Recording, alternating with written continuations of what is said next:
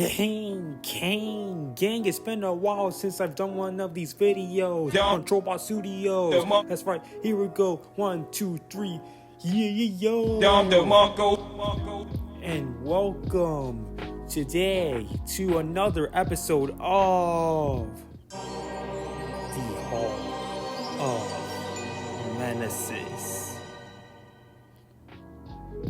And today, we are having our first induction for all of the members that I won't be able to do videos on because copyright exists. So, this time we have only 4. So let's not waste any more time and get to it. Number 1, Kunio Muraki / God Neros from Chojinki Metalder.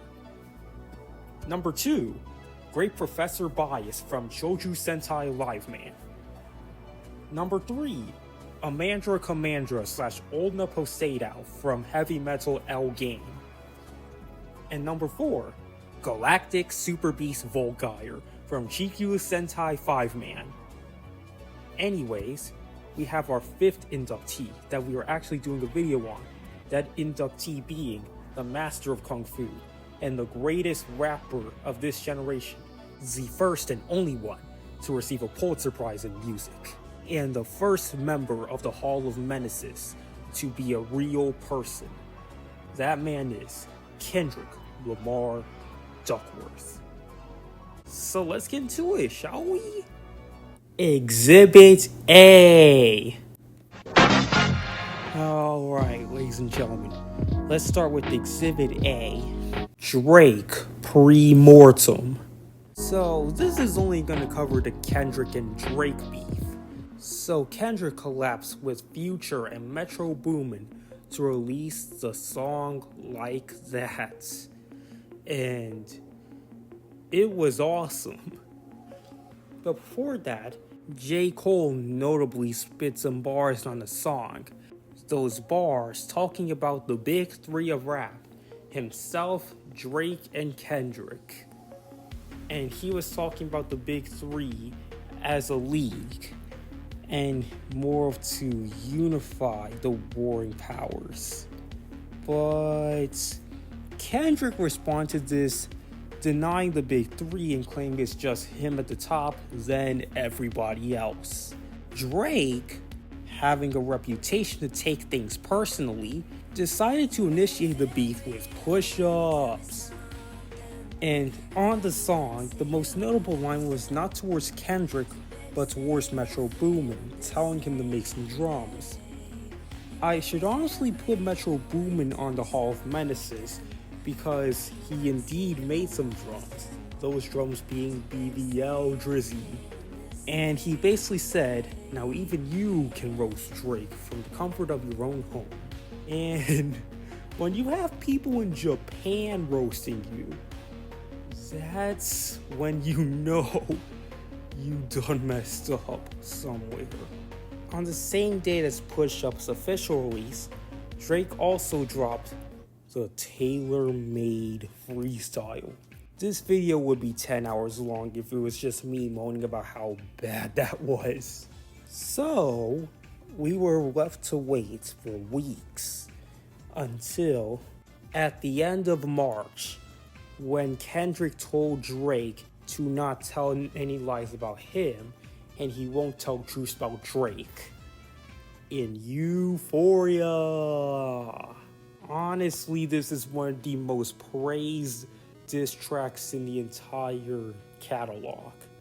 Kendrick this time was going in, telling Drake that he hates the way that he walks, the way he talks, he hates the way that he dresses, he hates the way that he sneaks this, and if they catch flight, it was gonna be direct. He even brought the entire rap culture up, telling them that they hate Drake's women because they confuse themselves with actual women. And speaking of women, Kendrick also says that Drake is convinced that when he stands by Sexy Red, that Drake sees himself as a woman. But in my opinion, the most scathing line in this entire song was, "How many more black features till you finally feel that you're black enough?" This line likely caused a lot of people to question Drake's blackness, even though Drake is mixed and has African American blood inside him. And he's from Canada. Yeah, I can see why a whole lot of people would question that.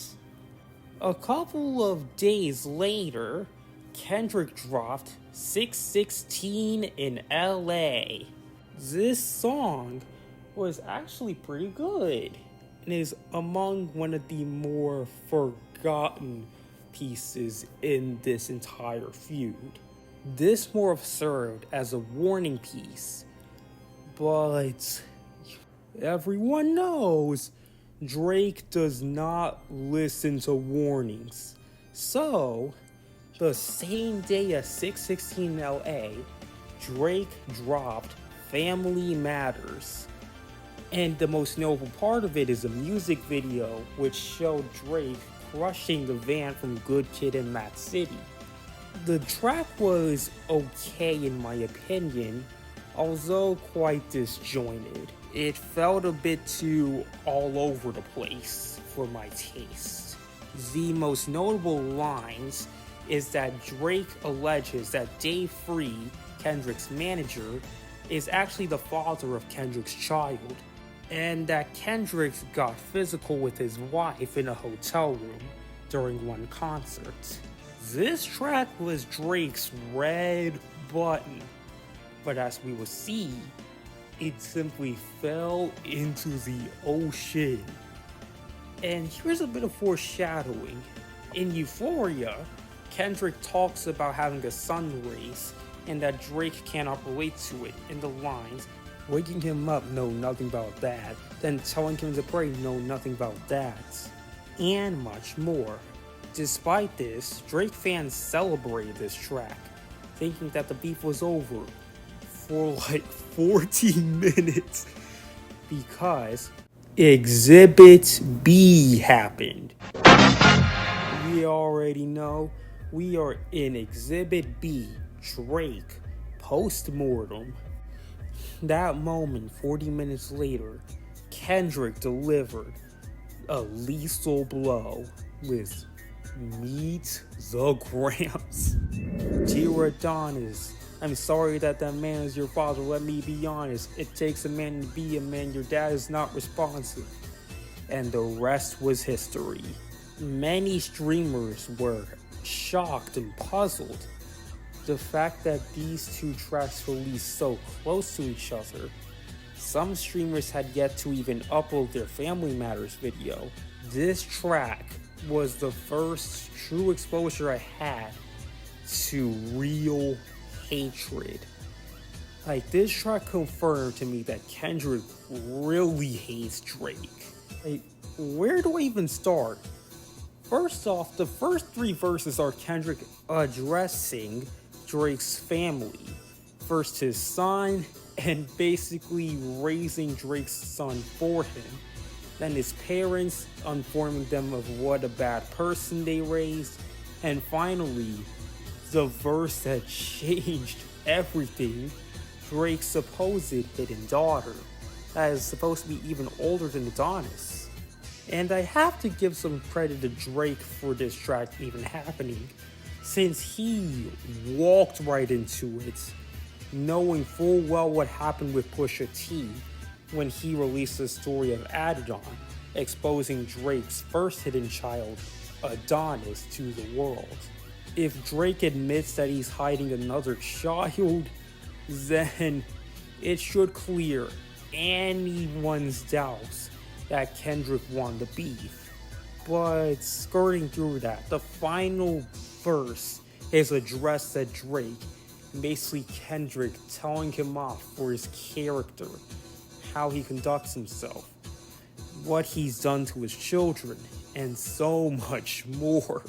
To many reaction channels, this song felt like poison, like they were witnessing something that they weren't supposed to. Safe to say, Kendrick broke the internet. But little did we know, he wasn't done, because the next day, Kendrick released Not Like Us. And this was like Kendrick disintegrating Drake's corpse just to make sure he was dead. This was probably his fans' fault, as they complained that Kendrick does not make club bangers like Drake. So he did. And it was played at clubs, featured on the NBA, and it hit #1 on the Billboard. The song lyrically is not a lot to say because it's more of Kendrick restating what he's already said in Meet the Grams and other tracks. I thought Kendrick won with Meet the Grams, thinking Drake would have to do something in order to come back. But I knew Kendrick won with Not Like Us. That cleared any doubt in my head. But a couple of weeks later, Drake did decide to respond, and his response was pitiable, with the Hard Part 6 basically functioning as, if I was doing all this stuff, why haven't I been caught yet? I'm too rich. Or even better, if I'm a liar, why aren't my pants on fire? Yeah, this track got way more dislikes than likes. And the info on the Hard Part 6 was actually confirmed to be nothing but lies. But the biggest of Drake fans did not believe it. Safe to say, the beef was over.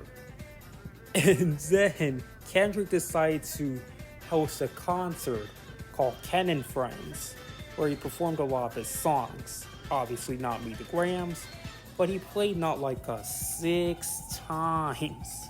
But earlier then, Drake released Wagwan Delilah, a track which made me think that Kendrick basically factory reset Drake.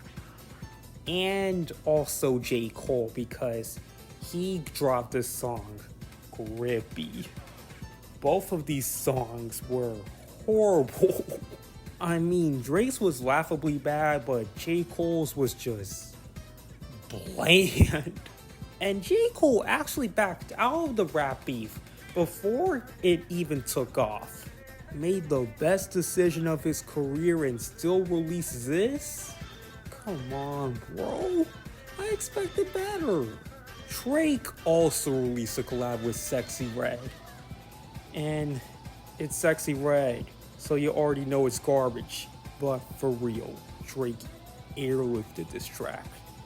Kendrick hasn't really dropped any new music since then, but most notably a few hours ago, he did drop a music video for Not Like Us, so that's interesting.